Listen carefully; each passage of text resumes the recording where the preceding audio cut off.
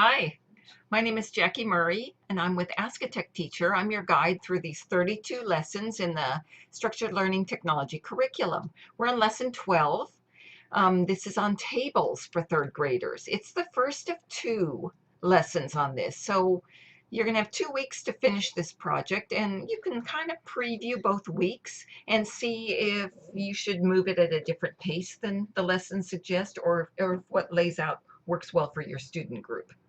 So you're going to, new vocabulary, you want to use the table terminologies, categories, cells, columns, rows. Those are going to be important when you get into spreadsheets again.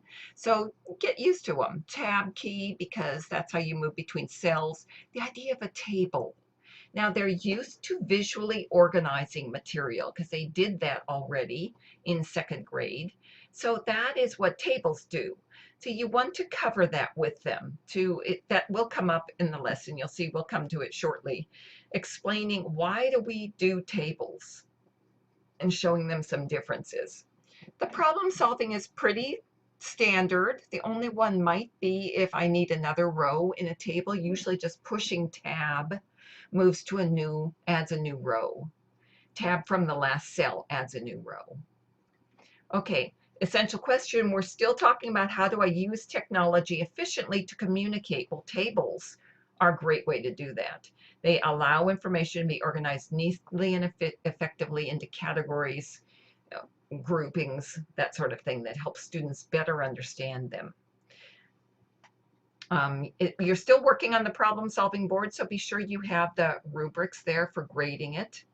And whichever digital device you use will be slightly different when you're creating tables. So you want to preview the instructions, and then adapt it to your digital device. Okay, they'll warm up with keyboarding on the lower row. They're just about finished, and pretty soon we're going to move on to all the keys keyboarding. But this time we're only doing a lower row. So pick an online tool that only focuses on lower row, like Popcorn Typer. Keep working on your problem solving board. Discuss the meaning of table with them so that they understand. They did them in the past, so remind them of these two tables they did. If you've been working with the structured learning technology curriculum, they did these in second grade. So remind them of those and ask them kind of what is it? Why is this a table? And get them thinking about rows and columns and information grouped together and that sort of thing. Let's see. So there are a couple ways to create tables. Now this one is using the table. This one is using tabs to tab over. So you can show them the difference between those two, that this is me inserting a table, this is me just pushing tab key, because very often students will say, why can't I just tab over there? Why do I have to go find that table tool in the toolbar and put it there and then figure out how to get so it sounds confusing to them. But show them how confusing this is. Which of these looks more professional? It's easy to tell. So you can just do that with them. Let me see if that's in there. Oh, I'm on the wrong week. There we go. There's tables. They have them there. So if you have the student workbooks, just have them look at figure 73 and which do you think looks more professional? And then why? And those are the reasons. The reasons they come up with this one looking more professional than this are why you'd prefer to use a table.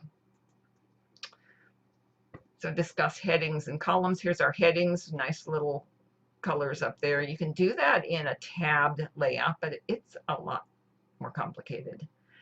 And relating information. So you go into the column is one type of information, the row is another type of information. Just review that with them. Here's a big example. Now you probably, instead of landforms, your third graders might be doing some other topic, a particular animal or the animal kingdom or geology, whatever it is. So you can use your annotation tool and cross this out and write what they're covering up here, write the 3 column headings they'll have, and then write the categories they'll have for the rows down here instead of these. And then they can they can create the table with you, or just do it in a table on your class screen. And they'll do those pieces with you. Then as a group, what are examples?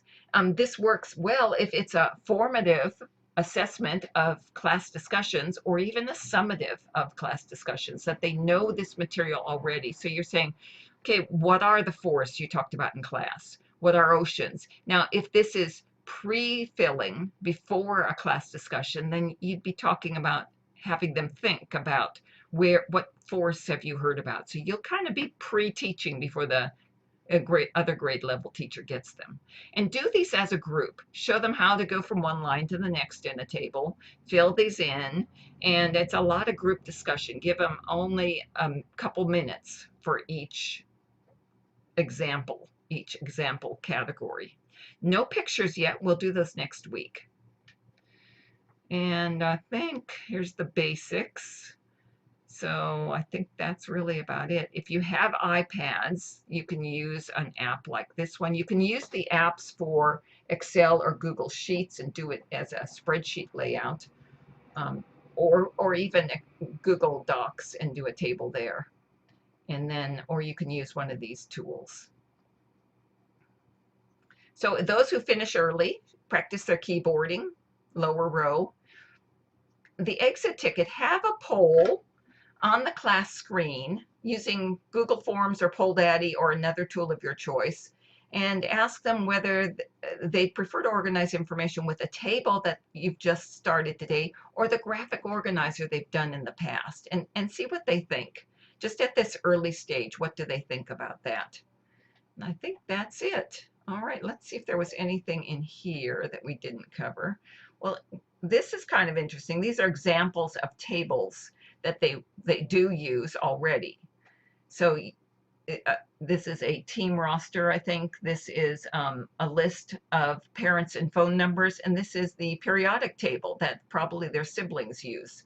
So tables are part of their learning already. So this is a really good one to point out to them. It shows them how to find tables. It's not in your book, but as they're adding a table, they'll have this in their workbook if you use the workbooks to show them how to find it a little easier. And that's really about it. All right. Next week, they'll finish them up by adding the pictures and then detailing whatever needs detailing. Okay, guys, very good. Any questions? Post them on the forum, and feel free to answer anyone's question that you see there. Have a great week. Bye.